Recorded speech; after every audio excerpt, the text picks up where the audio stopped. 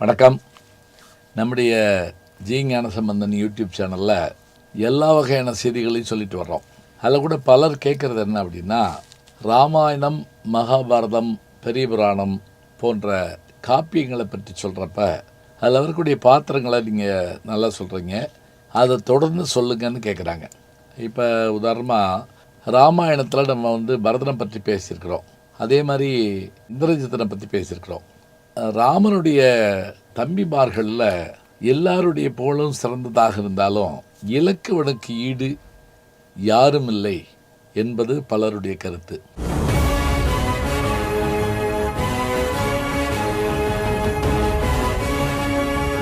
பட்டிமன்றங்கள் போடுறப்ப கூட தம்பியருள் சிறந்தவன் பரதனா இலக்குவனா, அதே போல் கும்பகர்ணனை பற்றியும் போடுவோம். தம்பியருள் சிறந்தவன் யார், ராமன் தம்பியரா ராவணன் தம்பியரா, அதெல்லாம் போடுவோம். இந்த மாதிரி அந்த தம்பியருடைய பெருமையெல்லாம் பேசியிருக்கிறோம். தம்பியர் இருவர் அப்படின்னு ஆசா ஞானசம்பந்தன் அவர்கள் ரொம்ப அற்புதமான புத்தகத்தில் எழுதியிருக்கிறார். இந்த சூழலில் நம்ம யாரை பற்றி பார்க்க போகிறோம் அப்படின்னா, இலக்குவன் பாத்திரத்தை பற்றி பார்க்க போகிறோம்.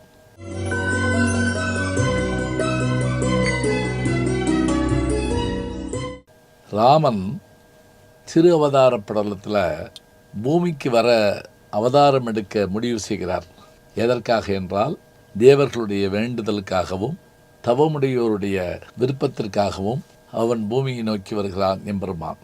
தசரதனுடைய மகன்களாக ராமன், பரதனும் இலக்குவனும் சத்ருக்கனும் பிறக்கிறார்கள். இதிலே இலக்குவனை பற்றி சொல்லுகிற போது, அந்த இலக்குவன் யார் என்றால், அவன் தசரதன் மகன். அதே போல தசரதனுடைய மனைவிமார்களில் கைகேயி, கோசலை, சுமித்திரை, இந்த மூவர். இதில் கைகேயினுடைய மகன் பரதன், கோசலினுடைய மகன் ராமன், சுமித்திரையினுடைய மகன் இலக்குவன், சத்ருகுணன். இந்த இருவரும் மூன்றாவது மனைவியினுடைய மக்கள். ஆனால் ராம லக்குவனர்கள் என்றுதான் நாம் அடிக்கடி சொல்லுவோம். பரதனும் சத்ருகுணனும் ஒரு புறம் என்றால், ராமனும் இலக்குவனும் எப்போதும் சேர்ந்து பேசப்படுவார்கள். ஒருபோதும் உன்னை நானும் இடமாட்டேன், தோத்து போக ஜெயிப்போமே நாம. இன்னைக்கு வழக்கத்தில் எப்படி இருக்குன்னு கேட்டால், ரெட்டப்பிள்ளை பிறந்தா ராமன் இலக்குவன் பேர் வைக்கிறது வழக்கம். பெண் குழந்தைகளுக்கே பேர் வைப்பாங்க, நான் பார்த்துருக்குறேன். ராமாயி, லட்சுமாயி அப்படின்னு பேர் வைப்பாங்க, கிராமத்தில் நான் பார்த்துருக்கேன். இப்போ இவர்கள் பிரியாத இணை பிரியாத அந்த சகோதரர்கள். இதில் இலக்குவனுடைய பெருமை என்ன அப்படின்னு நீங்கள் பார்த்தீங்கன்னா, இதை நம்ம ஒரு தொடர் மாதிரி பார்க்க போகிறோம். ஏன்னா ஒரு 10 நிமிஷத்துலலாம் பேச முடியாது. அப்படி என்ன இவனுடைய சிறப்பு என்றால், பரதன் இலக்குவனுக்கு மூத்தவன் தான்.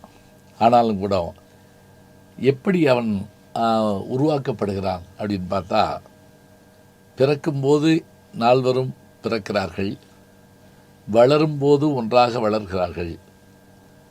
ஆனால் எந்த இடத்துல நமக்கு முதல்ல இலக்குவன் ராமன்கிற அந்த ஒரு ஒற்றுமை வருகிறது அப்படின்னு பார்த்தா, விஸ்வாமித்திரர் தான் செய்கின்ற யாகத்திற்கு துணை வேண்டும், பாதுகாப்பு வேண்டும் என்று கருதி தசரதனத்தில் கேட்டவுடன், தசரதன் நானே வருகிறேன் அப்படிங்கிறான். வேண்டாம், கரிய பெருமாளி தருதின்னு கேட்குறார்.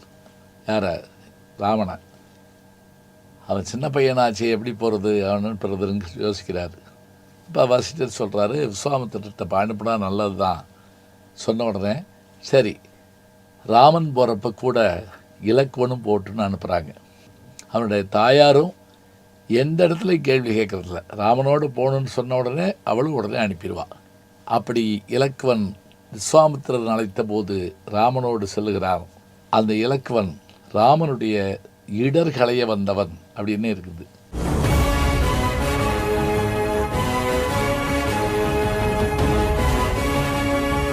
அவதார புருஷனாகிய ராமனுக்கு என்ன துணை நின்று விட முடியும்னு நம்ம கேட்குறோம். நண்பனாய், மந்திரியாய், சேவகனாய் இருந்தவன் இலக்குவன். அதுவும் எப்படிப்பட்டவனாக இருந்தான் அப்படின்னு பார்த்திங்கன்னா, அவனுடைய அந்த செயல்பாடுகள் அனைத்துமே நம்மளை வியப்பில் ஆழ்த்தும். ஒவ்வொரு காண்டமாக நம்ம பார்த்துட்டே வந்தோம்னா, அவன் எந்தெந்த இடத்துல எப்படியெல்லாம் ராமனுக்கு துணை நிற்கிறான்ங்கிறத நம்ம பார்க்கலாம். இந்த விஸ்வாமித்திரருக்கு யாகத்தை காப்பதற்கு சென்றபோது 2 பேரும் போகிறாங்க. அப்படி போகிற போது உறங்காவில்லிய என்ற பெயர் பெற்றிருக்கக்கூடிய இலக்குவன் தான் ராமன் உடன் நின்று இரவு பகலாக அந்த இதை காக்கிறான். அதுவும் கண்ணை இமை காப்பது போலன்னு சொல்கிறாங்க. இப்போ நமக்கு கீழிமை இருக்குது, மேலிமை இருக்குது. ஒன்று அசையும், ஒன்று அசையாது. இதில் இலக்குவன் நின்ற இடத்துல நிற்கிறானான், அப்படியே கண்ணை திறந்தபடியே. ராமன் மேலிமை போல் அந்த யாக இதுகளை சுற்றி வர்றானான், யாராவது அரக்கர்கள் வருவார்களான்னு. அப்படி இணையாக பேசப்படுகின்ற இலக்குவன் ராமனுக்கு பட்டம் கிடைக்கவில்லை என்ற போது சீறி எழுந்த இலக்குவன், காட்டுக்கு நீ வரவேண்டாம் என்ற போது கூட இல்லை நான் வருவேன் என்று சொல்லி உடன் சென்ற இலக்குவன் ராமனுக்கு தேவைகள் என்ன என்பதையெல்லாம் அறிந்து உடன் நின்றவன், துயர்பட்ட போது துணை நின்றவன், சீதையை ராவணன் தூக்கிச் செல்ல வருகிறான் என்கிற போது மாயமான அனுப்பியது அந்த மான் இல்லை, இது மாயத்தால் வந்த மான் என்று ராமனுக்கே எடுத்துரைக்கிறான். அதேபோல சுக்ரீவன் வாலியை கொல்வதற்கு ராமனை அழைத்த போது அப்போதும் கூட இது தவறு அண்ணா என்று சுட்டிக்காட்டுகிறான். சீதையினுடைய சொல்லையும் ஏற்று, கடும் சொல்லாக இருந்தாலும் அதனை ஏற்று கண்ணீர் வழ்க விடைபெறுகிறான். எல்லாவற்றுக்கும் மேலாக யுத்தகாண்டத்தில் 2 முறை இறந்து பிழைத்த ஒரு பெருமை இவனுக்குத்தான் உண்டு. நான் வீழ்வேன் என்று நினைத்தாயோ? இத்தகைய தன்மை உடைய இலக்குவனுடைய இந்த வரலாற்றை, அவனுடைய வாழ்க்கையை, அவன் பெற்ற அந்த அனுபவத்தை, ஞானத்தை, உண்மையை காண இருக்கின்றோம். இலக்குவனுடைய வாழ்க்கை நிகழ்வுகளை எல்லாம் தொடர்ந்து காண இருக்கின்றோம். இலக்குவனுடைய பாத்திர படைப்பு மிக அற்புதமான ஒன்று. திருவதார படலத்திலே ராமன் தேவர்களுடைய முனிவர்களுடைய வேண்டுதலுக்காக பூமியிலே அவதாரம் எடுக்க வருகிறார். தசரதன் மகனாக அயோத்தியிலே அவர் தோன்றப் போகிறார். அப்போது அவரோடு எப்பவும் இருக்கின்ற, படுத்தால் படுக்கை, நடந்தால் குடை என்றிருக்கிற ஆதிசேஷன் இலக்குவனாக தம்பியாக வருகிறார். அவனுக்கு மூத்தவனாக சங்கு சக்கரங்களாக பரதனும் இளையவனாக சத்ருகடனும் வருகிறார்கள். ஆதிசேஷனுடைய வடிவம்தான் இலக்குவன். அண்ணன் தம்பியர் என்றால் அவர்கள் எப்படி இருக்க வேண்டும் என்பதற்கு எடுத்துக்காட்டு ராம லக்ஷ்மணர்கள் என்பது இன்றைக்கும் வழக்கு.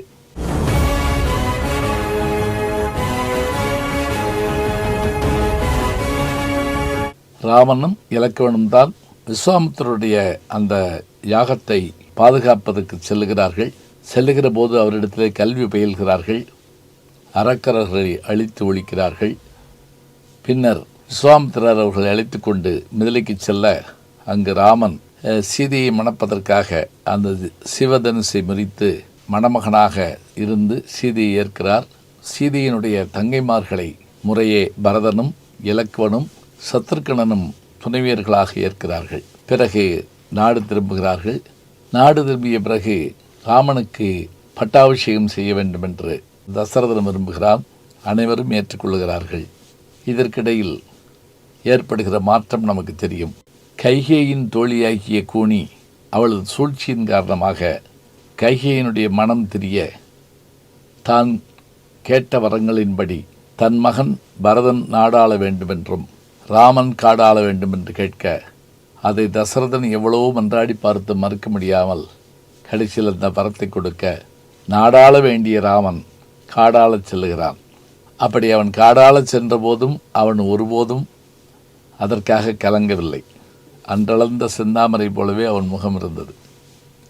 அவன் காட்டுக்கு செல்ல புறப்பட்டவுடன் சீதையும் வருகிறாள், நான் வருகிறேன் என்று. ராமன் சொல்லுகிறான், காடு கொடுமையானது. சீதை சொல்லுகிறாள், நின் பிரிவினும் சுடுமோ பெருங்காடு என்கிறார். இப்படி சொல்லிக் கொண்டிருக்கிற போதே இலக்குவன் வெகு கோபத்தோடு வருகிறான். அவன் சரையு நதியிலே நீரெடுக்கச் சென்றான். பட்டாபிஷேகத்திற்காக நீரெடுக்கச் சென்றவன் பார்த்தான், கோபத்தில் கொதித்தான். கொதித்தவன் சில வார்த்தைகளை கடுமையாக சொன்னான். இந்த அரசு உனக்குரியது, இதை போய் பரதனுக்கு கொடுக்கலாமா? ராஜசிங்கத்திற்கு சமைத்த உணவை நாய்க்கு கொடுப்பார்களா? இதை எப்படி ஏற்றான் என்னுடைய தந்தை? எப்படி பெற்றாள் அந்த கைகை என்று கோபத்தோடு அவன் சீறி எழுந்து இந்த வார்த்தைகளை சொன்னான். அந்த பாட்டை பாருங்க, எவ்வளோ அருமையாக இருக்குன்னு. சிங்கக் குருளைக்கு ஈடு தீஞ்சுவை ஊனை நாயின் வெங்கன் சிறுகுட்டனை ஊட்ட விரும்பினால் நங்கைக்கு அறிவின் திறம் நன்றிது நன்றிது எனா கங்கைக்கு இறைவன் கடக்கை புடைத்து நக்கான். இதற்கு ராமன் அவனுக்கு ஆறுதல் சொல்லி, அப்பா, ஆறு வறண்டு கிடக்கிறது என்றால் அதில் நீர் இல்லை என்று பொருள். ஆற்றிலே நீர் இல்லை என்றால் அது நதியின் பிழை இல்லை, விதியின் பிழை. எனக்கு இது கிடைக்காமல் போனது விதியின் பிழையை தவிர வேறு யார் பிழையும் இல்லை. நீ கவலைப்பட வேண்டாம். நதியின் பிழை என்று நறும்புணலின்மை, விதியின் பிழை என்று ஆறுதல் சொல்லிவிட்டு புறப்படுகிறார். உடனே இலக்குவனும் நானும் உடன் வருவேன் என்கிறார். இல்லை, நீ வரவேண்டாம் என்று சொல்ல, அப்படி சொல்லாதே அண்ணா. நீ நீர் தடாகம் என்றால் நான் மீன். என் அண்ணி சீதை அதில் உள்ள மலர்கள் போன்றவள். நீர் வற்றி போனால் மீன் இறந்து போகும், குவளை மலர்கள் வாடி போகும், மீண்டும் தள்ளிட்டு போகும். சீதை பிரிந்திருந்தாலும் அவள் மீண்டும் சேருகிற போது மலர்ந்து விடுவாள். ஆனால் நான் உன்னை பிரிந்தால் இறந்து விடுவேன் என்று சொல்லி ராமனோடு செல்லுகிறான். இங்கிருந்தே இவனுடைய தியாகம் தொடங்குகிறது. காட்டுக்கு செல்ல சொல்லி ராமனுக்குத்தான் ஆணை இருந்தது. ஆனால் சீதை செல்லுகிறாள், அவள் மனைவி. தம்பியாகி இவன் செல்ல வேண்டிய அவசியமில்லை. ஆனாலும் அண்ணனுக்காகவே வாழ்கிற ஒரு பாத்திரம் இலக்குவன். அவன் உடன் செல்லுகிறான். அப்படி செல்லுகிறதோடு மட்டுமில்லாமல் எந்த இடத்திலெல்லாம் அவனுக்கு கோபம் வருகிறது என்றால், குகனை சந்தித்த பிறகு கங்கையை கடந்து அவர்கள் காட்டிலே தங்கியிருந்த போது பரதன் தேடி வருகிறான், மீண்டும் தான் பெற்ற ராஜ்யத்தை ராமனுக்கு கொடுக்க. அப்போதும் கூட இலக்குவன் ஒருவேளை ராமனை கொல்ல வருகிறானோ என்று கருதி மிகுந்த கோபத்தோடு அவன் ஆயுதங்களை எடுத்துக்கொண்டு போருக்கு புறப்பட, அதை கண்டு ராமன் சொல்லுகிறார், இல்லை இல்லை, பரதன் ஒருபோதும் இப்படி செய்ய மாட்டான் என்று சமாதானப்படுத்துகிறார். பிறகு உண்மையை தெரிந்து கொண்ட இலக்குவன் சாந்தமடைகிறான். இப்போது நமக்கு தோன்றுகிறது, இலக்குவன் முன்கோபியா? ஏதாவது முடிவெடுத்து விடுவானா? இல்லை, அவன் அன்பின் வடிவம். அது மட்டுமில்லை, ராமன் வியக்கிற இடம் எது தெரியுமா? சீதையும் ராமனும் காட்டுக்கு செல்லுகிற போது சில நீர்நிலைகளை கடக்க வேண்டிய சூழல் இருக்கிறது.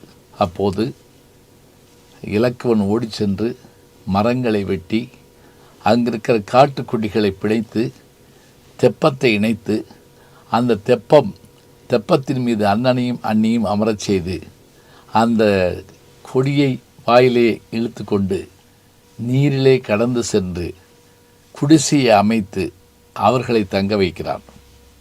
ராமன் நினைக்கிறான், நானும் இவனும் ஒன்றாகத்தான் கல்வி பயின்றோம். ஆனால் இவன் படகு கட்டுகிறான், தெப்பம் கட்டுகிறான், குடிசை அமைக்கிறான், எங்களுக்கு வேண்டிய எல்லாம் செய்கிறான். இவையெல்லாம் எங்கு கற்றான் இவன் என்று நினைக்கிறான். அதோடு மட்டுமில்லை, அண்ணனும் அண்ணியும் அவர்கள் ஓய்வெடுக்கிற காலத்தில் அவன் நின்று கொண்டே இருந்தான். 14 ஆண்டு காலம் கண் இமை பொருந்தாது உறங்கா வில்லி என்கின்ற பெயரோடு அவன் வில்லை ஊன்றிய கரத்தோடு நின்ற அந்த காட்சியை பார்க்கிறோம்.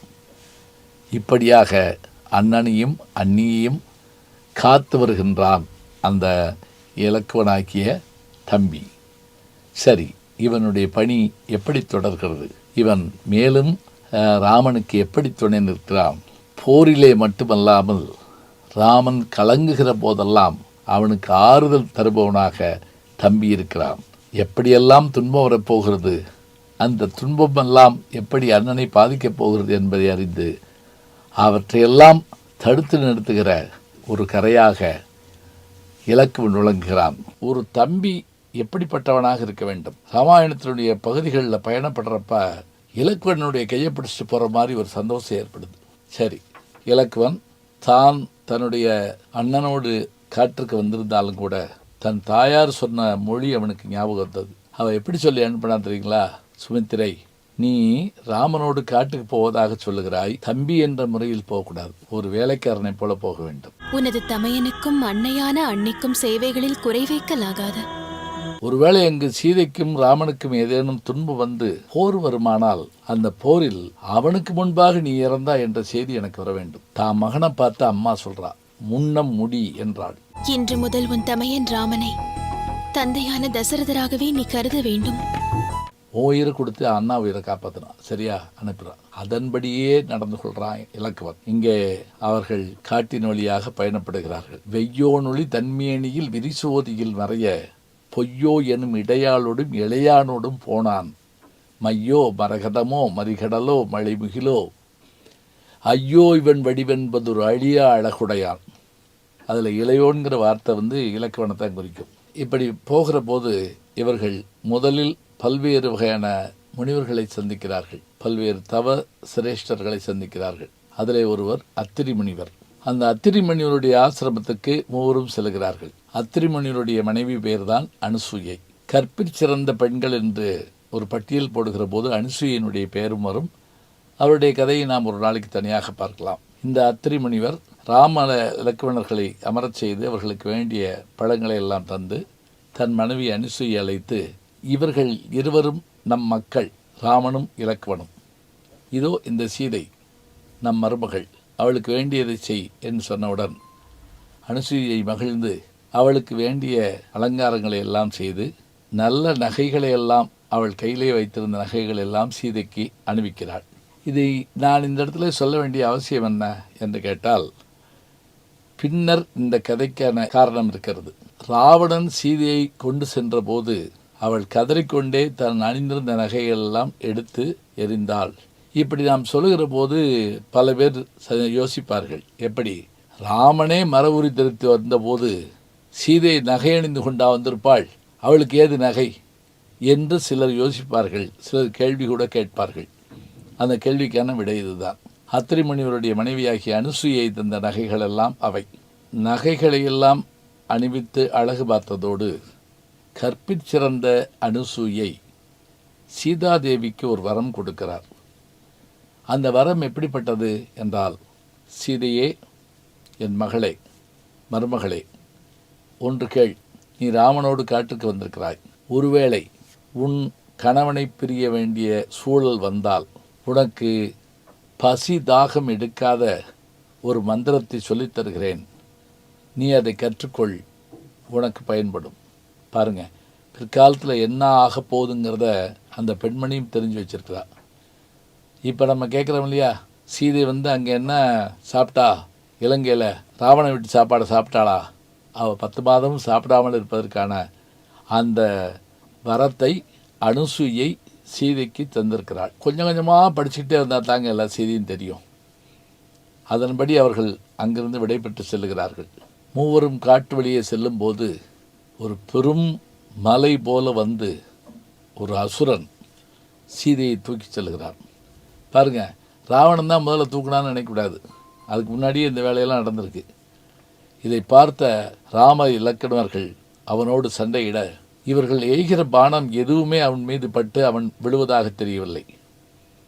உடனே ராமன் சொன்ன ஒரு வார்த்தை, இலக்குவா, இவன் ஆயுதங்களால் சாக மாட்டான் என்று சொல்லி, சடார் என்று நீ இடது தோளை விட்டு நான் வலது தோளை வெட்டுகிறேன் என்று சொன்னவுடன் அதே போல வெட்டி வீழ்த்த அவன் இரு கரங்களை இழந்து அவர்களை வாயினால் கடித்து உண்ண வந்தான். அப்போது அவனை வீழ்த்தினார்கள். அப்படி அவன் விழுந்தவன் பொன்னுடலோடு உருமாறி வெளியே வந்தான்.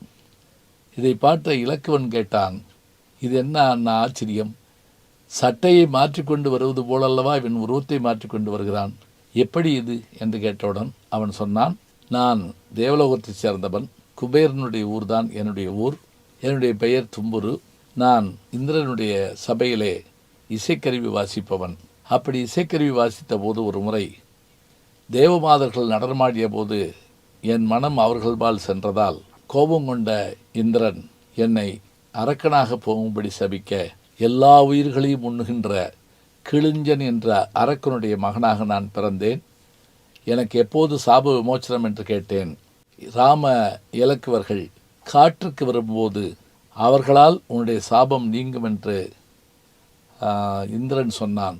அதன்படி நான் சாப விமோசனம் பெற்றேன் என்று சொல்லி அவர்களை வணங்கிவிட்டு அவன் செல்கிறான். அவனை விடை கொடுத்து அனுப்பிவிட்டு தொடர்ந்து பயணப்படுகிறார்கள்.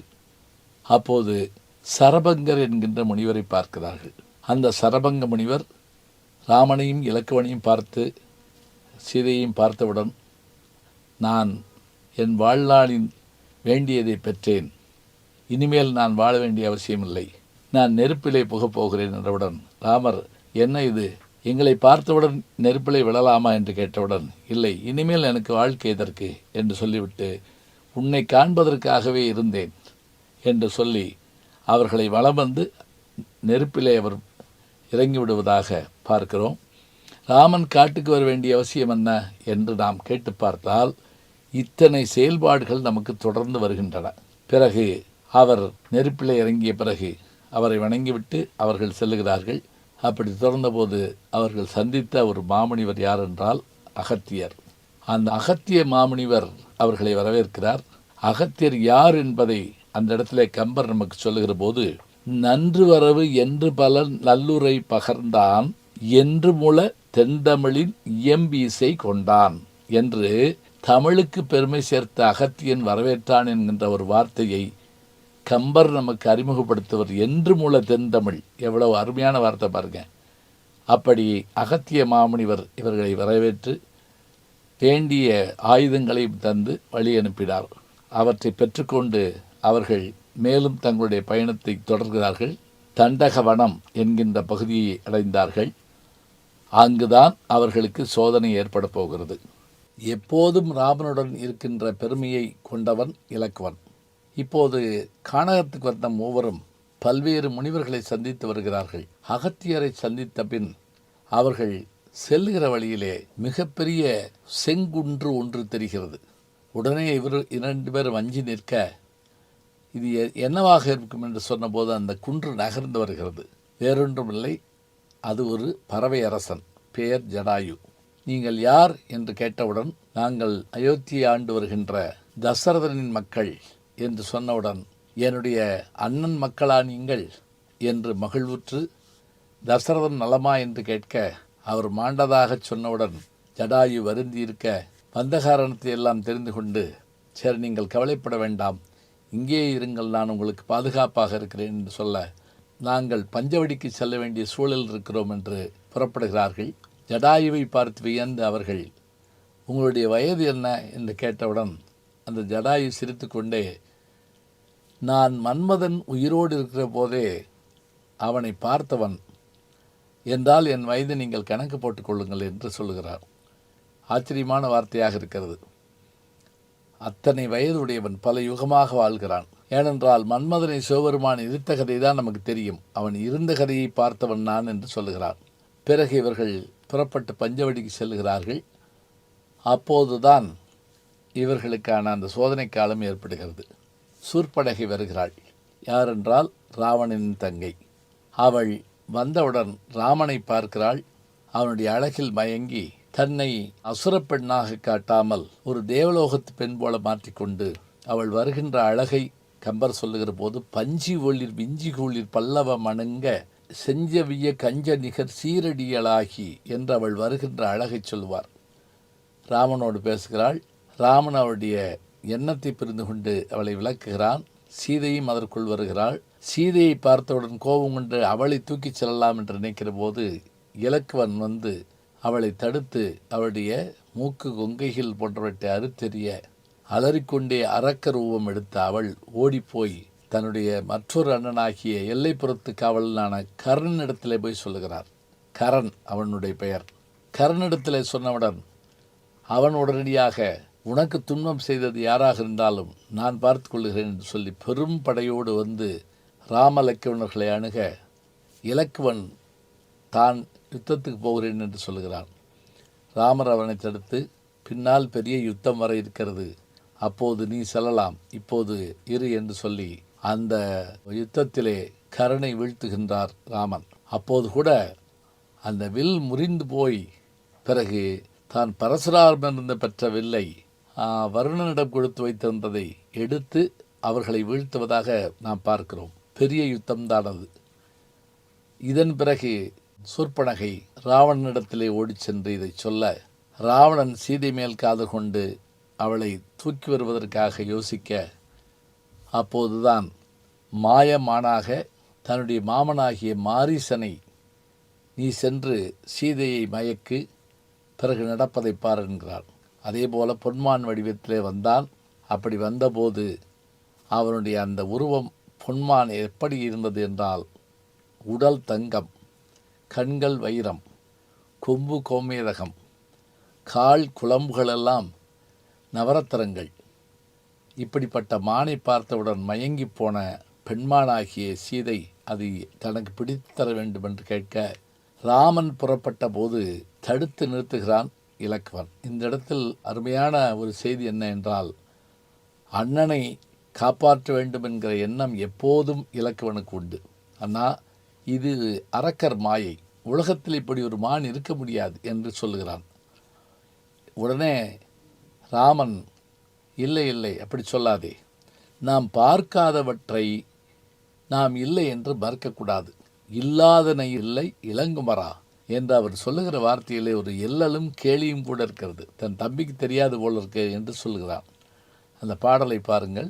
நில்லா உலகின் நிலை நேர்மையினால் வல்லாரும் உணர்ந்திலர், மண்ணுயிர்தாம் 10,000 கோடி பரந்துளவால் இல்லாதன இல்லை இளங்குமரா.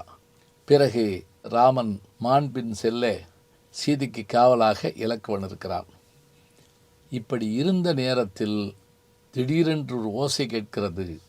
இலக்குவா அபாயம், சீதா அபாயம் என்ற ஒரு வார்த்தையை கேட்டவுடன் அரண்டு போன சீதை, இது ராமன் குரலாக இருக்கிறதே என்று பயந்து இலக்குவனை பார்த்து, செல், உடனே சென்று நீ என்ன ஏது என்று பார்த்து வா என்று சொன்னவுடன் சற்றும் கலங்காத இலக்குவன், அண்ணி போக வேண்டாம், இது அரக்கர் மாயை, ராம அண்ணாவை பற்றி எனக்கு நன்கு தெரியும், அவர் வல்லமையை நான் அறிவேன் என்று சொல்ல சொல்ல சொல்ல சீதை வெகுண்டு கோபித்து கூறக்கூடாத வார்த்தையெல்லாம், தெய்வத்தின் பிற வடிவமாக இருந்தாலும் கூட விதியின் காரணமாக அவள் பேசுகிற வார்த்தைகள் கொடூரமாக இருக்கின்றன. இந்த கொடூரமான வார்த்தைகளை எல்லாம் கேட்டுக்கொண்டு அப்படியே கலங்கி போய் நிற்கிறான் இலக்குவன். இந்த இடம் போல ஒரு இடத்தை ராமாயணத்தில் நீங்கள் பார்த்திருக்க முடியாது. சீதை சொல்லுகிறாள், ஒரு நாள் பழகியவர்கள் கூட ராமனுக்காக உயிரை கொடுப்பார்களே, ஆனால் நீ கூட பிறந்தவனாக இருந்தும் ராமன் அவனுடைய உயிருக்காக கவலைப்படவில்லையே. அது மட்டுமில்லை, எனக்கு ஒரு சந்தேகம் வருகிறது. பரதனைப் போல நீயும் ஆட்சி பொறுப்பை பிடுங்கலாம் என்று நினைக்கிறாயா? ராமன் போய்விட்டால் அடுத்து நாட்டை ஆளலாம் என்று நினைக்கிறாயா என்று ஒரு வார்த்தையை கேட்கிறாள். ஒரு பகல் பழகினார் உயிரை ஈவரால் பெருமகன் உழைவுறு பெற்றி கேட்டும் நீ வெறுவலை நின்றனை வேரியன் யான் இனி எரியடை கடிது வீழ்ந்து இறப்பன் ஈண்டியனா என கூறினார். அதற்கு மேலும் ஒரு வார்த்தை சொல்லுகிறாள், எனக்கு புரிந்துவிட்டது உன் நோக்கம். ராமன் இருந்து விட்டால் என்னை அடையலாம் என்று நீ நினைக்கிறாய். நன்றாக நினைத்து கொள்ளுங்கள், இது ராமாயணத்தில் வருகிற செய்தி. சீதை சொன்ன வார்த்தையை கேட்டு கதிகலங்கி போன இலக்குவன் கண்ணீர் விட்டபடி, இது விதியின் செய்கை. எல்லாவற்றுக்கும் மேலாக சீதை சொல்லுகிறாள், அப்படி ஏதேனும் நிகழ்ந்து விடக்கூடாது என்றால், நீ போகவில்லை என்றால் நான் நெருப்பில் விழுவேன் என்கிறாள். நீங்கள் நெருப்பில் விழ வேண்டாம், நான் செல்லுகிறேன், இது விதியின் செய்கை என்று சொல்லிவிட்டு புறப்படுகிறான். விதிக்கு விதியாகும் என் விற்றொழில் காண்டி என்று சொன்ன அவனே புறப்படுகிறான் என்றால் அது விதி என்று வேறென்ன இருக்கிறது? அதே போல சீதையை தனியே விட்டுவிட்டு அவளுடைய அந்த சொற்களுக்காக இலக்குவன் கடந்து போகிறான். நான் போகிறேன், உங்களை காக்க வேண்டும் என்று சொன்னால் ஜடாயு இருக்கிறார், காப்பார் என்று சொல்லிவிட்டு அவன் புறப்படுகிறான். புறப்பட்டு போனவன் ராமனை சந்தித்தவுடன் ராமன் கேட்ட முதல் கேள்வி, நீ ஏன் வந்தாய், எதற்காக வந்தாய், அண்ணியை தனியே விட்டு வரலாமா என்று கேட்டவுடன் அவன் ஒன்றும் சொல்லாமல் கண்ணீர் சிந்துகிறான். நடந்திருப்பது என்ன என்பதை புரிந்து கொண்ட ராமன் விரைந்து இலக்குவனை பற்றி கொண்டு சீதை இருந்த இடத்தை நோக்கி வருகிறார்கள். சீதைக்கு என்ன ஆயிற்று? ராம இலக்குவணர்களின் நிலை என்ன? இத்தனை துன்பத்தையும் தாங்கிக் கொண்ட இலக்குவன் அடுத்து என்ன செய்தான்? ஆரம்ப காலத்தில் விஸ்வாமித்திரர் வந்து அழைத்த போது பாலகாண்டத்தில் ராமனையும் இலக்குவனையும் எனக்கு தருக இளைய செம்மல் என்று அழைத்து போக அங்கே சென்று அந்த உக்கிரமான போரிலே அரக்கியை வீழ்த்துவதற்கு அண்ணனுக்கு துணை நின்றார். அடுத்ததாக ராமன் பட்டம் பெறவில்லை என்றபோது கோபம் கொண்டார். காட்டுக்கு செல்ல வேண்டிய அவசியமே இல்லாத போது கூட தன் அண்ணனுக்காக புறப்பட்டு சென்றார். அண்ணனும் அன்னிக்குமாக 14 ஆண்டு காலம் தூங்காது விழித்தின்று காவல் காத்தார், ஏவல் செய்தார். எல்லாவற்றுக்கும் மேலாக மாரீசன் மாயமானாக வந்தபோது அவனுடைய வடிவத்தினுடைய தன்மையை சொல்லி அது மானல்ல என்று ராமனுக்கு சொல்லி கேளாத போது காவல் நின்று, பிறகு சீதை கடுஞ்சொற்களால் சுட்டபோது விதி யாரையும் விடாது என்று தானே அதனை ஏற்றுக்கொண்டு புறப்படுகிறான் இலக்குவன். விதிக்கும் விதியாகும் என் விற்றொழில் காண்டி என்று சொன்ன அதே இலக்குவன் விதி தன் வேலையை செய்கிறது. அன்னி சொல்லுகிற வார்த்தை சுடுகடைகளாக தன்னை தொலைப்பதை அறிந்து அவன் ஒரு கோட்டை மட்டும் கிழித்துவிட்டு செல்கிறான். ஏன் வந்தாய் என்று ராமன் கேட்டபோது பதில் கூறாமல் தலை குனிந்து நின்றான் அந்த தம்பி. இலக்குவனை அழைத்து கொண்டு ராமன் பதட்டத்தோடு வந்தபோது அங்கு பர்ணசாலையே இல்லை. சீதையை ராவணன் பர்ணசாலையோடு தூக்கிச் சென்றான். தூக்கி சென்றது யார் என்பது கூட இவர்களுக்கு தெரியவில்லை. இப்படி அவர்கள் அதிர்ந்து வருகிற போது அங்கே அடிபட்டு கிடந்த ஜடாயுவை பார்க்கிறார்கள். அலறிக்கொண்டு ஓடுகிறார்கள். இறக்கும் நேரத்திலே ஜடாயு சொன்ன வார்த்தை, பெண் பிள்ளையை காட்டிலே தனியே விட்டுவிட்டு 2 பேரும் போகலாமா? தூக்கிச் சென்றவன் 10 தலையை உடையவன். நான் தடுத்து பார்த்தேன், என்னால் இயலவில்லை என்று சொல்லிக்கொண்டே ராமனுடைய மடியிலே மரணமடைய அந்த கழுகு அரசனாகிய சடாயுக்கு ராமபிரான் ஈமக்கிரியைகள் செய்தார். ஒரு ஆச்சரியம் பாருங்கள், தசரதனுக்கு ஈமக்கிரியைகள் ராமன் செய்யவில்லை, சத்ருகனன் செய்தான். ஆனால் சடாயுக்கு ராமன் செய்கின்றார். பிறகு இவர்கள் புறப்பட்டு போகிறார்கள். இப்போது ராமனுடைய மனம் எப்படி இருக்கிறது? முதலில் தன் வில்லை இகழ்கிறான். எனக்கு எதற்கு இந்த வில்? மனைவியை காப்பாற்ற முடியாது, எனக்கு எதற்கு இந்த வில்? பிறகு தன் தோள்களை பார்த்து அவனே சிரித்து கொள்ளுகிறான். இவ்வளவு பெரிய தோள்கள், இந்த தோள்களால் என்ன சாதித்து விட்டேன்? என் மனைவியை காப்பாற்றி விட்டேனா? இல்லை. என் நாட்டுக்கு, என் குலத்துக்கு, என் பாரம்பரிக்கு எவ்வளவு கேவலம் என்று புலம்ப புலம்ப புலம்ப ஆறுதல் சொல்லிக்கொண்டே கூட செல்லுகிறான் இலக்குவன். மரம், மட்டை, மலை, குன்று என்று எல்லாவற்றிடம் பேசிக்கொண்டே செல்கிறான் ராமன். மனக்குழப்பத்தால் அண்ணன் சற்று அயர்ந்தபோது, இலக்குவா தண்ணீர் கொண்டு வா என்று சொன்னவுடன் தண்ணீர் கொண்டு வருவதற்காக அந்த கானகத்திலே புறப்பட்டு செல்லுகிறான். எந்த வழி என்று தெரியாது, தண்ணீர் எங்கே இருக்கும் என்பதும் தெரியாது. அப்படி போனபோது ஒரு பெரும் சத்தத்தோடு ஒரு அறைக்கு வருகிறாள். அவள் எப்படி இருந்தாள் என்ற வர்ணனையை பார்த்தால் அவளுடைய உருவம் தெரியும். மலைப்பாம்புகளையும் மற்றவற்றையும் கைகளிலும் கழுத்திலும் ஆபரணமாக அணிந்திருந்தாள். குன்று நிகர்த்திருந்தாள். வாயினுடைய பற்கள் எல்லாம் அது பனைமரங்களைப் போல் இருந்தன. அவள் உண்மையில் பசியோடு வந்தால் இந்த மனித உருவத்தினுடைய வாசனை எரிகிறது என்பதை அறிந்து உண்ண வேண்டும் என்றுதான் வந்தாள். யாரை? இலக்குவனை.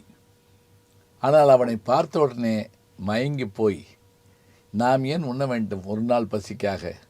இவனை கணவனாக ஏற்றுக்கொண்டால் நாள்தோறும் கணவனை தேடி அலைய வேண்டிய அவசியமில்லை என்று சொல்லி, நான் உன்னை கணவனாக ஏற்றுக்கொள்ளப் போகிறேன் என்று அவளே அறிவித்தாள்.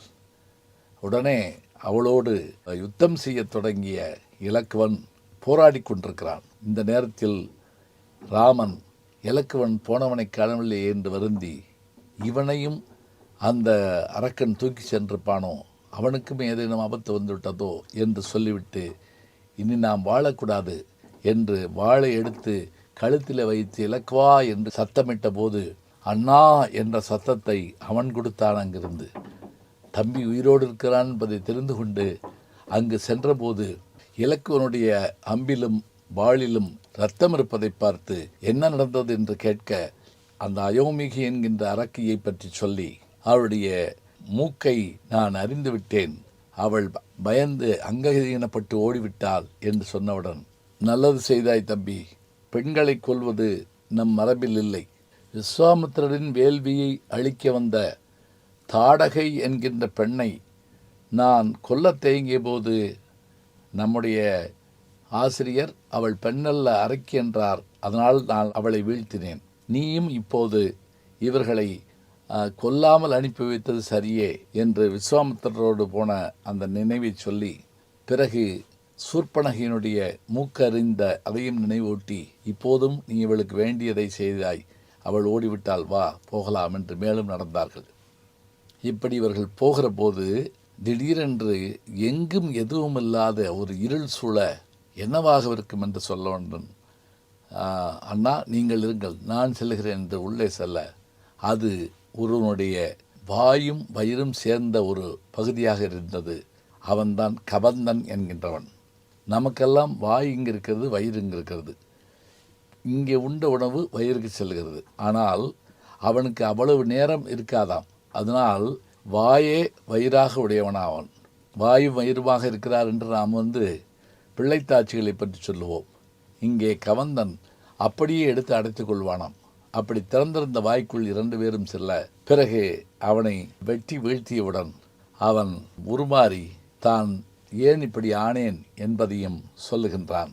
அப்படி அவன் சொன்னபோது சொன்ன ஒரு வார்த்தை, சிவபூசைக்கு மலர் கொண்டு வர தாமதம் ஏற்பட்டதால் நான் சபிக்கப்பட்டேன், உங்களால் மீண்டும் என்னுடைய சாபம் நீங்கியது என்று சொல்லுகிறான். அடுத்து இவர்கள் மேலும் புறப்படுகிறார்கள். சபரியை சந்திக்கிறார்கள். சபரியை சந்தித்த பிறகு சுக்ரீவனை காண செல்லுமாறு அவள் சொல்ல, சுக்ரீவனை தேடி சென்றபோதுதான் அனுமனை பார்க்கிறார்கள். அனுமன் சுக்ரீவனிடத்திலே கூட்டி சென்றபோது அறிமுகம் செய்கிறான். அப்போது இவர்கள் சொன்ன அந்த செய்திகளை எல்லாம் வைத்து சுக்ரீவன் தன்னுடைய ஏவலர்களை அழைத்து, ஒரு பெண்ணை ஆகாயத்திலே ஒரு அரக்கன் தூக்கி செல்லுகிற போது அவள் கலற்றி எறிந்த நகைகளை எல்லாம் நாம் சேர்த்து வைத்திருந்தோமே, அந்த நகைகளை எல்லாம் கொண்டு வாருங்கள் என்றான். அதன்படி கொண்டு வந்தார்கள். அந்த நகைகளை ராம இலக்குவனர்களிடையே காட்டிய போது ராமன் பார்த்து கண் கலங்கினான். இது சீதையினுடைய நகைதானா என்பதை, தம்பி நீ பார், என்னால் பார்க்க முடியவில்லை என்று சொல்ல, அப்போது இலக்குவன் ஒரு அரிய செயல் செய்தான். சீதை அணிந்திருந்த கழுத்திலே அணிந்திருந்த நகை, தோளிலே அணிந்திருந்த நகை, கையிலே இருந்த வளை, இது போன்ற நகைகளை எல்லாம் எடுத்து எடுத்து எடுத்து வைத்து கொண்டே வந்தான். அது சீதையுடையதா என்று அவனுக்கு தெரியவில்லை என்பது போல் இருந்தது. கடைசியாக சீதையினுடைய காலிலே அணிந்திருந்த அந்த மெட்டியை பார்த்தவுடன், இது என் அண்ணி அணிந்திருந்த நகைதான் என்று சொல்ல எல்லோரும் ஆச்சரியமாக பார்த்தார்கள். ஏன் தெரியுமா? அந்த இளைய தம்பியாகிய இலக்குவன் தன் அண்ணியாகிய சீதையை நிமிர்ந்து கூட பார்த்ததில்லை. அவள் என்ன நகை அணிந்திருந்தாள் என்று தெரியாது. ஆனால் அவளுடைய பாதங்களை பார்த்தே பேசியிருக்கக்கூடிய அவன் அந்த பாதத்திலே இருந்த அந்த மெட்டியை பார்த்து இது அண்ணியின் நகைதான் என்று உறுதிப்படுத்தினான். அதை கேட்டு ராமனும் கண் கலங்கினான். சரி, இவையெல்லாம் முடிந்த பிறகு ராமனுக்கு சுக்ரீவன் விருந்து படைக்கிறான். அங்கு ஆடவர்களாக இருப்பதை பார்த்த ராமன், உன் மனைவி எங்கே என்று கேட்டவுடன் அனுமன் இவருடைய மனைவியைத்தான் இவருடைய அண்ணன் வாளி தூக்கி சென்றான் என்று சொல்ல, உடனே கோபம் கொண்டு, சரி, என்னைப் போலதான் நீயும் இருக்கிறாய், இன்று முதல் நீ என் நண்பன், உன் பகைவனை நான் அழிப்பேன், உன் நண்பன் என் நண்பன், உன் பகைவன் என் பகைவன் என்று ராமன் சொல்ல, இலக்குவன் அப்போது கூட சற்றே யோசிக்கிறான், அண்ணன் திடீரென்று ஒரு முடிவெடுத்து விட்டாரே என்று. அங்கு அவன் ராமனுடைய வில்லாற்றலை சோதிக்க வேண்டும் என்று நினைக்க ஏனென்றால் வாலி எவ்வளவு வலிமையுள்ளவன், அவனை வீழ்த்துவதாக இருந்தால் அவனுக்கு நிகரான ஒரு ஆற்றலுடையவன் வேண்டும். வாலி எத்தகைய வலிமையுள்ளவன் தெரியுமா? திருப்பார்கடலை தேவர்கள் கடைந்த போது, அசுரர்கள் கடைந்த போது சற்றே அயர்ந்து போய் நின்றார்களாம் தேவர்கள். அவர்களை விலகச் சொல்லிவிட்டு ஒருவனாக நின்று இழுத்தவன் அந்த வாலி. அவனை வீழ்த்த ஆற்றல் இருக்கிறதா என்று யோசிக்க, அப்போது தன்னுடைய காண்டீபத்தினுடைய ரீங்காரத்தோடு 7 மரங்களை 7 உலகங்களை தாண்டி அம்புவிட்ட ராமனை பார்த்து ஆச்சரியப்பட்டார்கள். அடுத்து அவர்கள் தங்களுடைய நாட்டை நோக்கி செல்லுகிற போது அங்கு கிடந்த ஒரு மலை போன்ற ஒரு எலும்புக்கூடு, அது துந்துபி என்பவனுடைய எலும்புக்கூடு. அது இதுவரை அது அகற்றப்படாத அளவுக்கு அது பெரிதாக இருந்தது. இதை வீழ்த்தியவன் வாலிதான் என்று சொன்னவுடன், அப்படியா என்று கேட்டுவிட்டு ராமன் இலக்குவனை நோக்க தன்னுடைய கால் பெருவரலால் அதனை எத்தி எறிய அது ஆகாயத்தை தாண்டி அப்பால் சென்றது என்று கம்பர் கூறுகிறார். வலிமையும் ஆற்றலும் உடையவர்கள் தான் இருவரும் என்பதை அவர்கள் தெரிந்து கொள்கிறார்கள். பிறகு வாலியை கொல்வதற்காக சுக்ரீவன் போர்க்கழைக்கப் போகிறான். அப்போது இலக்குவன் ராமனிடத்திலே பேசுகிறான். இது முறையா அண்ணா? அண்ணனை கொள்வதற்கு தம்பி உங்களை அழைக்கிறான், நீங்கள் போகலாமா? இலக்குவன் பேசுகிற இடமெல்லாம் பாருங்க. அண்ணனுக்கு ஆறுதலாக இருப்பதோடு அண்ணன் சற்று வழிமாறி நடந்தால் அதை சுட்டிக்காட்டவும் செய்கிறான். அப்போது அவனை சமாதானப்படுத்துகிறார் ராமர். பிறகு வாலியை மறைந்திருந்து தாக்கிய போது அவன் அம்பை பிடித்து கொண்டு கடுமையான கேள்விகளை எல்லாம் வைத்து ராமனை கேள்வி மேல் கேள்வி கேட்க, சற்றே தயங்கி ராமன் நின்றபோது இலக்குவன் தான் பேசுகிறான். அப்படி பேசுகிற போது அவன் சொன்ன ஒரு வார்த்தை, சுக்ரீவன் உடனடியாக வந்து என் அண்ணனை பார்த்து சரணடைந்தான். அதனால் அவனுடைய கோரிக்கையை என் அண்ணன் ஏற்றுக்கொண்டார். நீ வந்திருந்தால் உன்னையும் ஏற்றுக்கொண்டிருப்பார். பராது உன் தவறுதான் என்று சொல்லி அந்த இடத்திலே அண்ணனுக்கு ஆதரவாக பேசுகிற காட்சியை பார்க்கிறோம். எங்கெல்லாம் ராமனுக்கு இடர் ஏற்படுகிறதோ அங்கெல்லாம் உடனிருந்து காக்கின்றத தன்மையாக இளைய பெருமாள் இருக்கிறார். பிறகு சுக்ரீவனுக்கு முடிசூடுகின்ற அந்த வேலையை இலக்குவன் தான் பார்க்கிறார். கார்காலம் முடிந்தவுடன் படையோடு வருவேன் என்று சொன்ன சுக்ரீவன் வரவில்லை. ராமன் கோபத்தோடு இலக்குவனை அனுப்ப இலக்குவன் வெகு கோபத்தோடு செல்ல, அங்கு அவனுடைய கோபத்தை அறிந்த அனுமன் தாரை போன்ற பெண்களை, அதாவது வாலியினுடைய மனைவி, சுக்ரீவனுடைய மனைவி, உரிமை எல்லோரையும் கொண்டு வந்து இலக்குவனுக்கு முன்னிறுத்த அவன் சற்றே கலங்கி, என் தாயாரும் இப்படித்தானே இருப்பார்கள், தந்தை இழந்த தாயார்களும், இதோ வாலி இறந்ததால் இவள் இப்படி துயர்பட்டு நிற்கிறாள் என்று தன் கோபத்தை தணித்தான். பிறகு சுக்ரீவனை எழுப்பி படையோடு வா என்று சொல்ல, அவன் கார்காலம் முடிந்ததும் படையோடு வருகிறேன் என்று சொன்னான். வானரப்படை கிளம்பிற்று. இப்படி வானரப்படை கிளம்புகிற போது அதிலே இலக்குவன் எப்படியெல்லாம் பங்காற்றினான், பிறகு போர்க்களத்திலே அவன் என்ன செய்தான், அவனுடைய ஆற்றல் என்ன, வீரம் என்ன, தொடர்ந்து இலக்குவனை வானர வீரர்களோடு போர்க்களத்திலே சந்திப்போம். பாலகாண்டம் தொடங்கி அயோத்திய காண்டம், ஆரண்ய காண்டம், கிட்கிந்தா காண்டம் வரை வந்துவிட்டோம். சுந்தரகாண்டத்திலும் அனுமன் சென்று பார்த்து வந்து பிறகு படைகள் இலங்கைக்கு செல்ல போர் தொடங்கப் போகிறது. இந்த போர்க்கள காட்சியிலே தான் இலக்குவனை பற்றி நாம் பார்க்க இருக்கிறோம். சுந்தரகாண்டத்திலே இலக்குவனுக்கு வேலை அதிகமில்லை. அது முழுவதும் அதிலே கதாநாயகன் அனுமன் தான். சரி, இப்போது கதைப்படி பார்க்கிற போது சுக்ரீவன் படைகளோடு வந்து சேர்ந்தான்.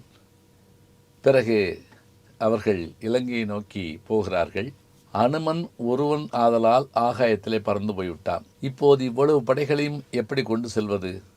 சேது பந்தனம் அமைக்க வேண்டும் என்று சொல்ல, அதன்படி கடலை வணங்கி பாலம் அமைத்து புறப்படுகிறார்கள்.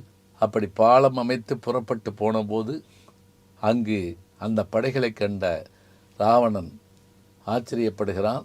சுக்ரீவன் உடனே பறந்து சென்று அவனை தாக்கி அவனுடைய முடிகளை எல்லாம் கொண்டு வந்து சேர்க்க, மணிமுடிகளை எல்லாம் ராமன் மகிழ்வான் என்று நினைத்தான். ராமன் கடுமையாக கோபித்தான். இப்படி நீ போகக்கூடாது, நீ போய்விட்டால் உன்னுடைய வீரர்களை நான் சொல்லி கேட்க வைக்க முடியுமா, செய்யாதே என்று சொன்னார். அதே போல் அங்கே அவர்கள் போரை தொடங்கப் போகிறார்கள். அந்த நேரத்தில் அண்ணனுடைய பகையை சம்பாதித்த விபீஷணன் வருகிறார். சரணாகதி அடைகிற போது பலரும் அவரை ஏற்க மறுக்கிறார்கள். ஆனால் ராமன் சரணாகதியினுடைய பெருமையை சொல்லி அனுமனிடம் யோசனை கேட்டு அவரையும் சேர்த்து கொள்ளுகிறார்கள். அதற்கு முன்பாக எத்தனை தம்பிகள் என்பதை பட்டியலிடுகிறார் ராமன்.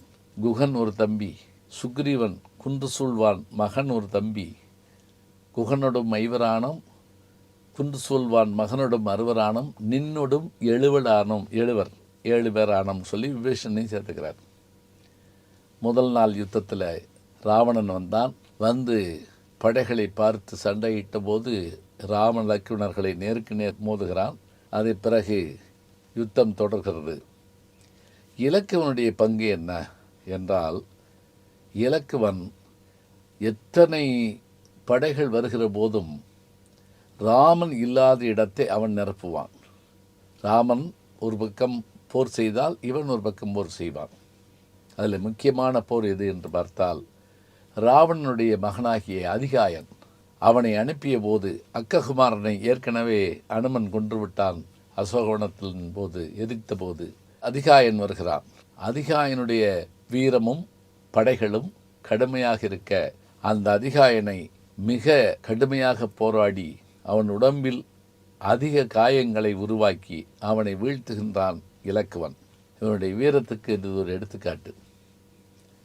சரி, அந்த யுத்தத்தில் அதிகாயம் நடந்ததை கேட்டு ராவணன் மயங்கி வீழ்ந்தான். பிறகு அடுத்த மகனை அழைத்தான், மூத்த மகனை.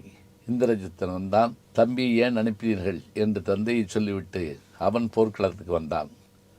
வந்தவன் தன்னுடைய வீரம் முழுவதையும் காட்டிய 1000 குதிரைகளோடு வர, இவன் யார் என்று கேட்டபோது இவன்தான் இந்திரஜித்தன் பெருவீரன் என்று விபீஷணன் சொன்னான். யுத்தம் தொடங்கியது. அவன் சற்றும் தயங்காது அந்த யுத்தத்தில் பல்வேறு வகையான வடிவங்களை எடுத்து மாயங்களை செய்து இனி இவர்களை வீழ்த்த முடியாது என்று தெரிந்தவுடன் நாகபாசத்தை எடுத்து விட்டான். அந்த நாகபாசம் என்பது பாம்புகளாக புறப்பட்டு வரும். அது இலக்குவனை சுற்றி கட்டி கொண்டது. அத்தனை வீரர்களும் கட்டுண்டு வீழ்ந்தார்கள். ஏறத்தாழ இறக்கும் நிலை அடைந்து விட்டான் இலக்குவன். அண்ணனுக்காக காட்டுக்கு வந்து, அண்ணனுக்காக உடனிருந்து, அண்ணனுக்காக எல்லாம் செய்த இலக்குவன் முதன்முறையாக போர்க்களத்தில் மண்ணில் வீழ்கிறான். படைகள் வீழ்கின்றன. ராமன் கண்டு அதிசயித்து, இப்படி நிகழாதே, என்ன நிகழ்ந்தது விபீஷ்ணா, என்ன ஆயிற்று, ஏன் இதை நீ முதலே பார்க்கவில்லை என்று கேட்க, இப்படி வருவான் என்று எனக்கு தெரியாது என்று சொல்லிக் கொண்டிருந்த போது இதற்கு மாற்று வழி என்ன என்று யோசித்தார்கள். அப்போது ஆகாயத்திலே கருடன் தோன்ற, இருள் விலகச் சூரியன் வந்தது போல கருடனை கண்டவுடன் அந்த நாகபாசத்தினுடைய தன்மை மாறிற்று. பாம்புகளெல்லாம் கட்டை பிரித்து கொண்டு ஓட இவர்களெல்லாம் மீண்டும் எழுந்து அமர்ந்தார்கள். தம்பியை கட்டி கொண்ட ராமன், இப்படியான நிலை உனக்கு வந்தது என்று வருந்தினார்.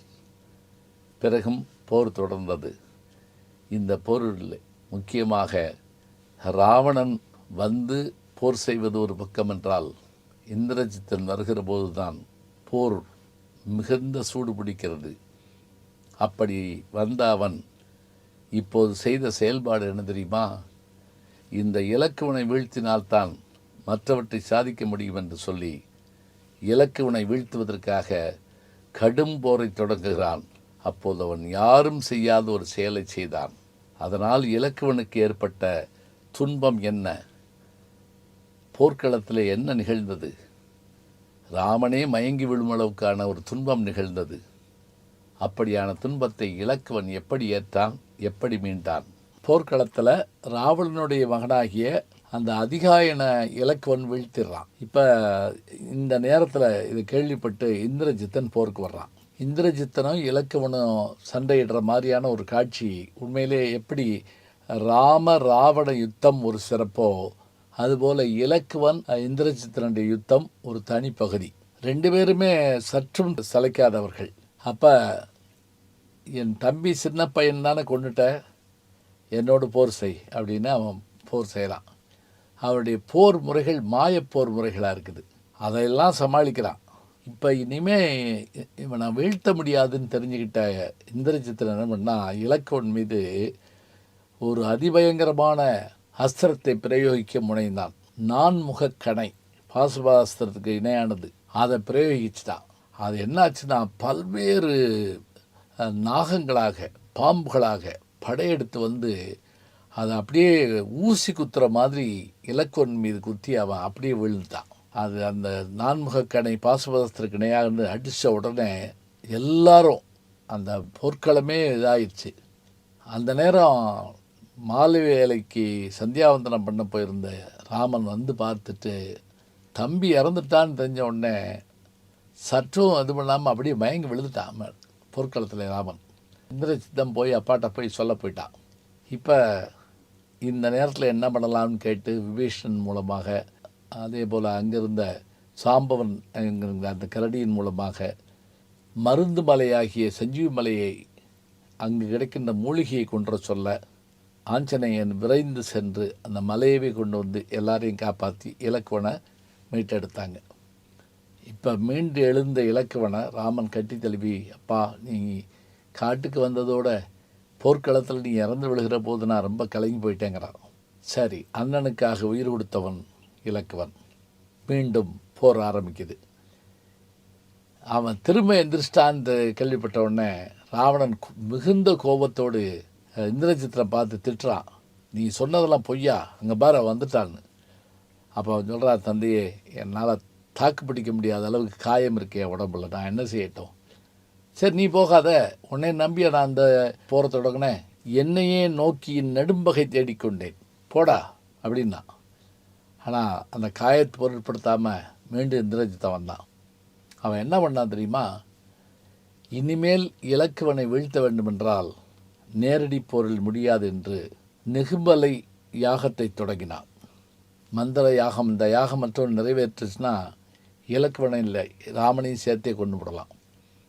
போர்க்களத்துக்கு இந்திரஜித்தன் புறப்பட்டான்னு செய்தி வருது, ஆனால் போர்க்களத்தில் காணோம். அப்போ இலக்குவன் கேட்குறான், எங்கே போயிட்டான் அப்படின்னு. உடனே விபீஷணன் வண்டுரு கொண்டு அதை போய் கண்டுபிடிச்சிட்டோன்னு சொல்கிறான். அவன் நிகும்பலைங்கிற ஒரு யாகத்தை பண்ணிக்கிட்டு இருக்கான். அது கொடூரமான யாகம், அது முடிஞ்சால் அவன் எல்லாரையும் அழிச்சிருவான், அந்த யாகத்தை செய்ய விடக்கூடாது, அங்கே போவோம். அந்த இடத்துக்கே போயிட்டான் இலக்குவன். பார்த்த உடனே இந்திரஜித்தனுக்கு கோபம் தாங்க முடியலை. சித்தப்படத்தான் முதல்ல கோவிச்சான். அடா துரோகி, இன்னத்தையே நீ வந்து அழிச்சிரு போட்டிருக்கே சொல்லிட்டு பல அம்புகளை அவன் மேலே தொடுத்தான். அதெல்லாம் தடுத்தான் அவன். கடைசியில் இந்திரஜித்தனுடைய தலையை தனியை அறுத்து எரிஞ்சிட்டான். இந்திரஜித்தன் வீழ்ந்தான். இந்திரஜித்தன் வீழ்ந்தான்னு சொன்ன உடனே ராவணனுடைய உயிரும் போயிட்டுன்னே சொல்லலாம். ஏன்னா ரெண்டு பேரும் போர் செழிப்பாக பேசிக்கிறாங்க. உன்னையும் அழிப்பேன், உன் அண்ணனையும் அழிப்பேங்கிறான். அப்போ இலக்குவன் சொல்கிறான், உனக்கு உன் தந்தையை இறுதிக்கடன் செய்யுமாறு நான் சேரனா இல்லையான்னு பார் அப்படிங்கிறான். இது போர்க்களத்தில் பேசிக்கிற பேச்சு. அதுபடியே வீழ்த்திட்டான். இப்போ ராவணன் அவனுக்கு இறுதிக்கடன் செய்ய வேண்டிய ஒரு சூழல் வந்துருச்சு. இந்த போர்க்களத்தில் இது நடந்து முடிஞ்ச பிறகு ராவணன் மிகுந்த கோபத்தோடு வர்றான். அப்படி வந்தவன் தான் என்ன பண்ணான் அப்படின்னா, இதுக்கெல்லாம் காரணமாக இருந்தவன் நான் இந்த விபீஷணன் தானே அப்படின்னு சொல்லிட்டு தன் மாமனார் மயன் கொடுத்த ஒரு வேலை எடுத்து அவன் மேலே எறிஞ்சான். அது அவன் மேலே பட்டா அவன் செத்து போயிடுவாங்கிறத எல்லாரும் தெரிஞ்சுக்கிட்டாங்க. குறிப்பாக விபீஷணனுடைய முகத்தில் பயம் வந்தது. அவனை காப்பாற்றுறதுக்காக சுக்ரீவனை ஓடினான். சுக்ரீவனை காப்பாற்றுறதுக்காக அனுமன் ஓடினான். இந்த 3 பேர்த்தையும் பின்னாடி தள்ளிட்டு இலக்குவன் போய் அந்த தன்னுடைய மார்பில் அதை ஏற்றிக்கிட்டான். அப்போதும் வீழ்ந்தான் இலக்குவன். இப்போ பாருங்கள், நாகபாசத்தால் கட்டுண்டு வீழ்ந்தான். பிறகு நான்முகக்கணையாகிய பிரம்மாஸ்திரத்தில் மறைந்தான். பிறகு மீண்டும் ராவணன் விட்ட அந்த ஈட்டியால் அவன் இறந்து வீழ்ந்தான். அப்போதும் மீண்டும் மருந்து மலையை கொண்டு வந்து அவனை காப்பாற்றிட்டாங்க. இப்படியான போர் முறை, ராவணனோடு போர், இந்திரஜித்தனோடு போர், கும்பகர்ணனோடு போர், என்று அத்தனை பேரோடும் போர் புரிந்து ஒவ்வொரு முறையும் போர்க்களத்தில் இறந்து பிறந்து இறந்து பிறந்து என்பதைப் போல இலக்குவன் செய்த அந்த தியாகங்களுக்கு ஈடேது இணையது. உடல் பொருள் ஆவி என்று சொல்லுவோம். அத்தனையும் கொடுத்தவன் யார் என்று கேட்டால் இலக்குவன் தான். பிறகு நிறைவான மூலபல படைகளை வரவழைத்து ராமன் போர் செய்கிறார். போர் செய்து ராவணனை வீழ்த்துகிறார். ராவணன் வீழ்ந்தான்கிற செய்தியை போய் சீதா பிராட்டிட்டு சொன்ன உடனடியாக ராமன் செய்த வேலை, இலங்கை மாநகரத்துக்கு நீ சென்று விபீடனுக்கு நீ மகுடம் சூட்ட வேண்டும் என்று சொல்ல அந்த செயல்பாட்டை இலக்குவன் செய்து முடிக்கிறான். சீதையை அழைத்து வருகிறார்கள். வளைத்து வந்த சீதையை நெருப்பிலே இறங்குமாறு ராமன் சொல்கிறார். இது சரியா இல்லையா என்பதை பற்றி பலர் பேசுகிறார்கள். நாம் ஏற்கனவே இது பற்றிய செய்தியை தனியாக கூட சொல்லியிருக்கிறோம். அப்படி நெருப்பிலே இறங்கிய போது அக்னி பகவானே வந்து பயந்து ராமனிடத்தில் சீதையை ஒப்படைத்தார் என்பதை பார்க்கிறோம். என்ன இருந்தாலும் சீதையை நெருப்பிலே இறக்கலாமா ஒரு பெண்ணை என்ற ஒரு கேள்விக்கு பதில் என்ன என்று கேட்டால், நல்லவனாகிய ஏறிட்டும் பார்க்காத குணத்தை உடைய, தங்களுக்காக 14 ஆண்டுகாலம் கானகத்திலே விழித்திருந்த அந்த இலக்குவனுடைய மனம் நோகுமாறு சீதை பேசினாள் என்பதை கானகத்திலே அறிகிறோம் நாம். அப்படிப்பட்ட அந்த நல்ல உள்ளம் சுடப்பட்டிருக்குமே, அந்த சூடு எப்படி இருக்கும் என்பதை சீதைக்கு காட்டுவதற்காக ஒருவேளை இதை இறக்கி காட்டினாரோ என்னவோ நாம் பார்க்கின்றோம். இலக்குவன் அப்போதும் வருந்தித்தான் என்றான், அன்னைக்கு இப்படி ஆகிவிட்டதே என்று சொல்லி. பின்னர் அக்னி பரீட்சை முடிஞ்ச பிறகு தசரதன் ஆகாயத்திலிருந்து வருகிறான். என்ன வர வேண்டும் என்று கேட்க, கைகேயியை மனைவியாக ஏற்றுக்கொள்ள வேண்டும், பரதனை மகனாக ஏற்றுக்கொள்ள வேண்டும் என்று கேட்டுவிட்டு பிறகு அவர்களும் புறப்படுகிறார்கள். பரதன் 14 ஆண்டு ஆயிற்று ராமன் வரவில்லை என்றால் தீக்குளிப்பான் என்பதை தெரிந்து கொண்டு அனுமனை கனையாளியோடு முன்னரே அனுப்பி அவனையும் காத்து அத்தனை பேரும் நகர் வந்து சேர்ந்தார்கள். ராமன் முடிசூட்டி கொண்டான். அரியணை அனுமன் தாங்க அங்கதன் உடைவாளேந்த என்று அந்த பாடலோடு ராமாயணம் நிறைவுறுகிறதை நாம் பார்க்கிறோம். இங்கே இலக்குவனாகிய அந்த தம்பி ராமனோடு எல்லா இடங்களிலும் துணை நின்றதோடு மட்டுமல்லாமல் ராமனுக்காக உயிரையும் துறந்த ஒரு வள்ளல் யார் என்று கேட்டால் இலக்குவன் தான். அவன் ஆதிசேடனுடைய வடிவம். அதுதான் நம்முடைய வரலாற்றிலே முக்கியமான செய்தி.